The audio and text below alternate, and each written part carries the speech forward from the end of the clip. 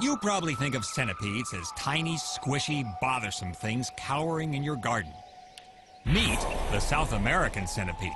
About a foot long, in your face, and full of surprises. First surprise, this centipede is still growing, so it's got to shed so a new exoskeleton can grow on its body. Like a debutante wriggling out of a too-tight evening gown, the centipede has to squirm, slink, twitch, writhe, and ooze out of its confinement. Finally, it gets out of its old body armor.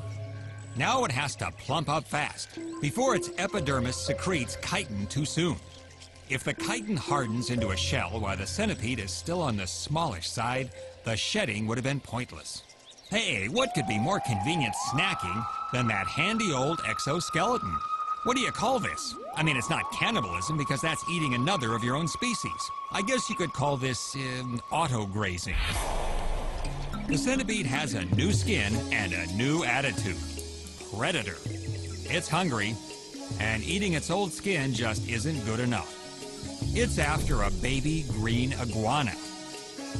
The iguana is fast, twitchy, highly mobile, and impulsive. The centipede is slower, persistent, hungry, and strategic. The centipede advances on the iguana. The iguana retreats. The iguana scoots, the centipede crawls. Scoot, crawl. Scoot, crawl. Whoopsie-daisy. Somehow, after all that scooting, the iguana finds itself at the end of a branch. How'd that happen? Uh-oh. The centipede moves in for the moment of truth. The iguana considers its options and, in a defensive response, leaps into the safety of the water below. Okay, so the centipede wasn't satisfied eating its own skin, and then it failed to nab a more substantial meal. Now what? These baby rats are safe because Mom is guarding the nest. But Mom has to go grocery shopping, leaving the babies completely helpless. Speaking of grocery shopping, the centipede relies on ground vibrations and antennae touch to locate a feast like this one. Mom senses danger and races to the rescue.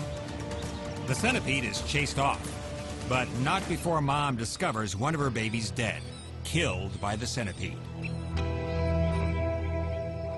Now, wait a minute. We don't want you to think that centipedes are venom-spewing, hundred-legged baby killers. I mean, the females can be devoted moms. I dare any predator to try and get at these eggs. This mom is literally a basket case, protecting her eggs until they hatch, and a new generation of fierce, multi-limbed warriors are unleashed on the jungle.